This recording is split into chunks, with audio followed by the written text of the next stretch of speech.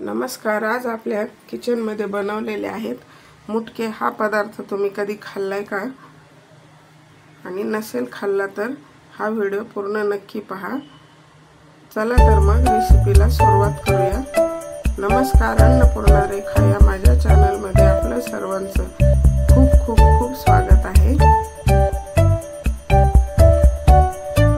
मुटके म्हणजे आपण कुरड्या करताना गव्हातला चीक काढून जो कोंडा उरलेला असतो त्याच्यापासून बनवतात। हा गव्हाचा कोंडा आहे। 2 वाट्या, 1 वाटी ज्वारीचं पीठ, अर्धी वाटी गव्हाचं पीठ, 1 छोटी वाटी कांदा, 1 चमचा मिरची पावडर, 1 वाटी चना डाळ 1 तासभर भिजवून घेतलेली आहे, आणि बारीक कापलेला लसूण आहे 4-5 पाकळ्या, आणि बारीक कापलेली कोथिंबीर आणि चवीपुरतं मीठ। आपल्याला हा कोंडा घ्यायचा आहे टाकून।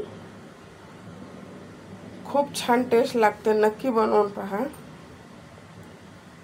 हे ज्वारीचं पीठ 1 वाटी, अर्धी वाटी गव्हाचं पीठ आहे।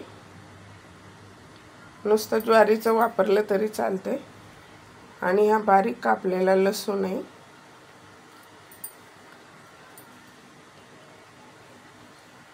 आणि ही 1 तासभर चण्याची डाळ मी भिजवून घेतलेली आहे।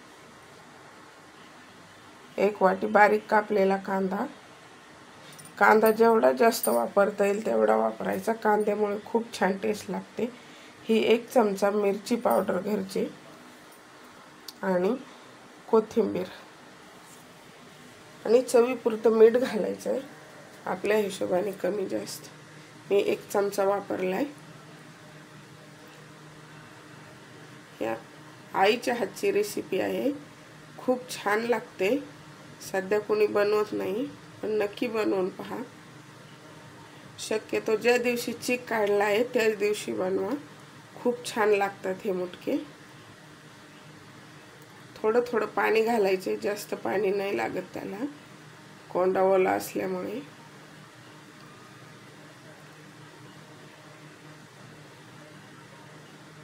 अशा छान छान रेसिपी पाहण्यासाठी माझ्या चॅनलला नक्की सबस्क्राईब करा, आणि व्हिडिओ जर आवडला तर लाईक करा। आणि तुम्हाला कुठला पदार्थ पाहायला आवडेल तो मला नक्की सुचवा कमेंट बॉक्समध्ये।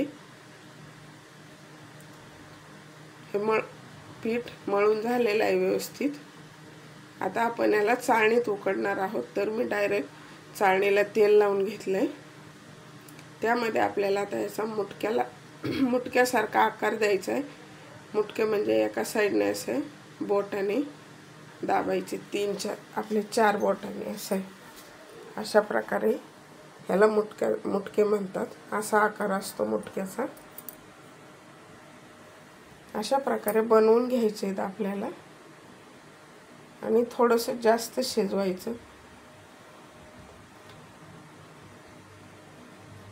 नाहीतर पोटाला त्रास होऊ शकतो। कोंडा कच्चा असतो त्यामुळे। हे अशा प्रकारे आकार देऊन घ्यायचा आहे। तर हे सर्व बनवून झालेले आहेत। एका चाळणीत बसतील एवढे केलेले आहेत, 7 झालेत। आता मी एका पातेल्यामध्ये पाणी ठेवलंय, त्यावरती आपल्याला ही चाळणी ठेवायची आणि पॅक झाकून ठेवायचे। 10 ते 12 मिनिट आपल्याला मीडियम फ्लेमवरती छान शिजवून घ्यायचे त्याला। आता 8 मिनिट झालेले आहेत। आपण एकदा पलटी करून घेऊया त्याला, म्हणजे खालची साईड व्यवस्थित शिजलेली आहे म्हणून वरची आपल्याला पलटून घ्यायचे।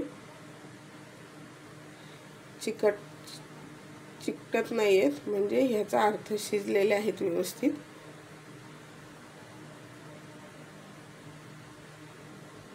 मस्त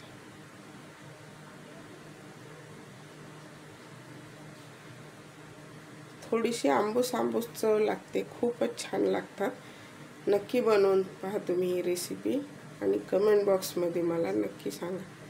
परत मी 5 मिनिटासाठी झाकून ठेवणार आहे। अशा प्रकारे परत झाकून ठेवायचे आपल्याला, आणि शक्यतो मीडियम फ्लेमवरतीच शिजू द्यायचे, म्हणजे व्यवस्थित शिजतात. कमी फ्लेमवरती शिजल्या जात नाहीत. खालची पाण्याची भरपूर वाफ यायला हवी वरती. आता पाहू शकता, अशा बोटाने दाबायचे, नाही दाबले की शिजले असे समजायचे. आता आपल्याला काढून घ्यायचे. तर अशाच प्रकारे मी सर्व बनवून घेणार आहे. मस्त.